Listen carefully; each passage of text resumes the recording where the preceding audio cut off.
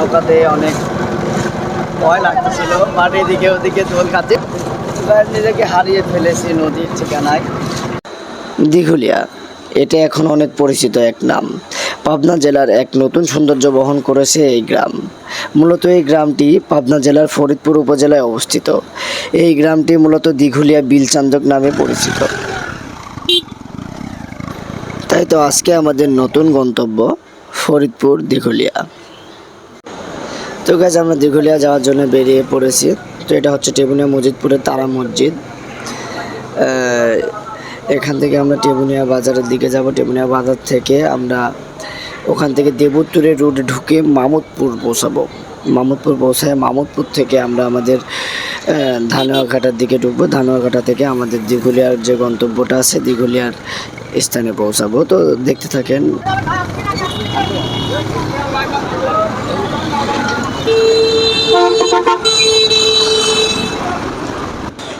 তো গাইজ, এটা দেবুত্তরের মেন সড়ক। এই মেন সড়ক থেকে কিছুটা আগায় গেলেই হাতের ডানে মামুদপুরের রাস্তাটা পাওয়া যায়।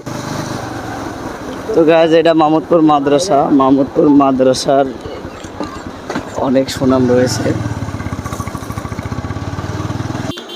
তো গাইজ, এটা পুস্তিগাছা বাজার। তো আমরা মামুদপুর থেকে যেহেতু এসেছি, তো এখান থেকে পুস্তিগাছা বাজারের হাতের ডানের দিকে আমরা সোজা চলে যাব ধানুয়াঘাটা রোড। তো আমরা ভিতর দিয়ে আসছিলাম। তো এখানকার রাস্তাতে অনেক অবস্থা খারাপ পাইছি রাস্তার মাঝখানে। তো আপনারা চাইলে চাটমোহর হয়ে যেতে পারেন, ওখানে রাস্তাটা অনেক সুন্দর। আমরা আসার সময় ওই দিক দিয়েই ব্যাক করছি। কি অপরূপ সৌন্দর্যময় আমাদের এই দেশ। দুই ধারে পানি, মধ্য দিয়ে রাস্তাটা খুব সুন্দর। এটা ভ্রমণ প্রেমীদের মন ছুঁয়ে যাবে। কোলাহলমুক্ত গ্রামগুলো যেন এক নতুন সৌন্দর্য বহন করছে। যেহেতু আমরা মোটর সাইকেলে ভ্রমণ করছি, তো আপনারা চাইলে এখানে গাড়িতেও আসতে পারবেন। তো গাড়িতে আসতে হলে আপনাকে পুস্তিগাছা বাজার বা একদন্ত থেকে আপনাকে গাড়িতে উঠতে হবে ধানুয়াঘাটার। তো ধানুয়াঘাটা রোডে এই রাস্তাটা আপনারা পাবেন। রাস্তার দুই ধার দিয়ে পানি, মধ্যখান দিয়ে রাস্তাটা চলে গিয়েছে। গ্রামীণ রাস্তা হলেও রাস্তাটা মোটামুটি অতটা ভালো না হলে পরেও দেখতে অনেক সুন্দর। তো প্রচণ্ড বাতাস হচ্ছে, বাতাসের মধ্যে অনেক সুন্দর একটা ফিল পাচ্ছি। এখানে না আসলে হয়তো বোঝা যাবে না, অনেক সুন্দর ফিল। আমাদের সহপাঠীরা হচ্ছে একটু রেস্ট নিচ্ছে রাস্তার মধ্যে। গন্তব্যে পৌঁছাতে হয়তো আরও অনেকটা দেরি হবে।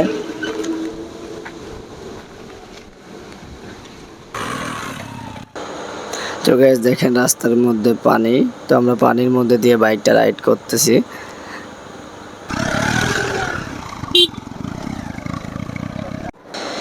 তো গাইস, দিঘুলিয়াতে যাওয়ার পথে রাস্তাতে অনেক পানি পাবেন। রাস্তার ধার দিয়ে বয়ে গেছে ছোট ছোট নদী, বিল, এগুলাতে প্রচুর পরিমাণে পানি। তো আমরা এগুলো দেখতে দেখতে আমাদের গন্তব্যের দিকে যাচ্ছি। তো গাইজ, আবারও রাস্তাটা শেষ হয়ে গিয়েছে। এখানে আবারও পানিতে রাস্তা ডুবে গেছে। তো এখানে আর পারাপার হওয়ার মতো কোনো ব্যবস্থা নাই নৌকা ছাড়া। তো আমরা নৌকা ডাক দিচ্ছি, এখানে আমরা সবাই দাঁড়িয়ে নৌকা ডাক দিচ্ছি। আমরা এখান থেকে নৌকাতে করে ওই পারে যাব। তো গাইজ, আমরা 100 টাকা দিয়ে দুইটা নৌকা, দুইটা মোটর সাইকেল তুলে নিলাম। তো আমরা এই পার থেকে ওই পারে যাব। তো আমাদের থেকে 100 টাকা নেওয়া হয়েছে দুইটা মোটর সাইকেলের জন্য। তো গাইজ, ওই পারে গিয়ে আমরা আবার আমাদের গন্তব্যের দিকে রওনা করব। তো আপনারা দেখছেন এটা উপজেলা কমপ্লেক্স, ফরিদপুর উপজেলা।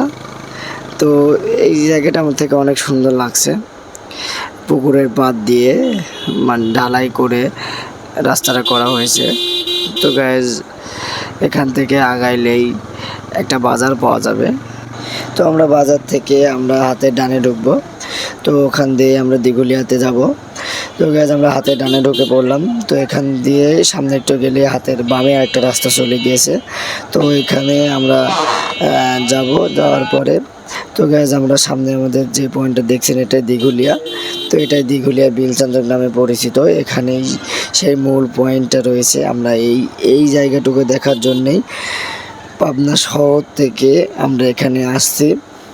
তো গাইজ, আমরা এখানে ঘুরে ঘুরে দেখাবো আপনাদের এই সৌন্দর্যটা। তো আমাদের সাথে থাকুন। তো আপনারা হয়তো দেখতে পাচ্ছেন প্রচণ্ড লোক হয়েছে সামনে। তো আমরা সামনে আগাচ্ছি, দেখি আর কি কি দেখা যায়।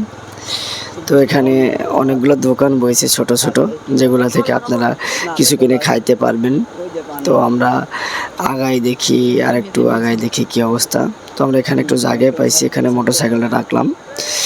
তো গাইজ এটাই সেই দিঘুলিয়ার বিল চান্দক। তো এখানে সৌন্দর্যটা পানিতে যেহেতু, তো আমরা একটা নৌকা ভাড়া নেওয়ার চেষ্টা করব। গাইজ জায়গাটা অনেক সুন্দর, অনেক সুন্দর। তো রাস্তাটা দেখছেন ডুবে গেছে, তো এর মধ্যে দিয়েই গাড়ি চলাচল করতেছে। তো আমার থেকে এটা সৌন্দর্য যতটা মনে হলো, তার থেকে আর একটু মনে হলো যে এখানকার মানুষের ভোগান্তিটা অনেক, কারণ যেহেতু এপার থেকে ওই পার যাইতে তাদের অনেক কষ্ট পোহাইতে হয়। মামা এটা কি কাশফুল নাকি দেখো তো? না তোলো তুমি, তোমার তো সব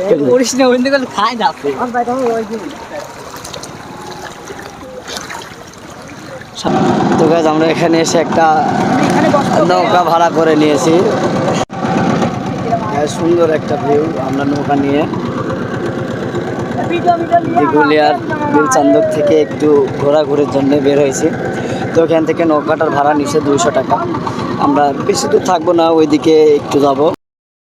তো গাইজ একটা জিনিস লক্ষ্য করলাম, নদী বিলের এই পাশের দিকে হচ্ছে আপনার স্রোতটা একটু কম, বাট রাস্তার ওই পাশে প্রচণ্ড পরিমাণে স্রোতে নৌকাটা এদিকে ওদিকে টোল খাচ্ছিল। তো অনেক ভয় লাগতেছিল।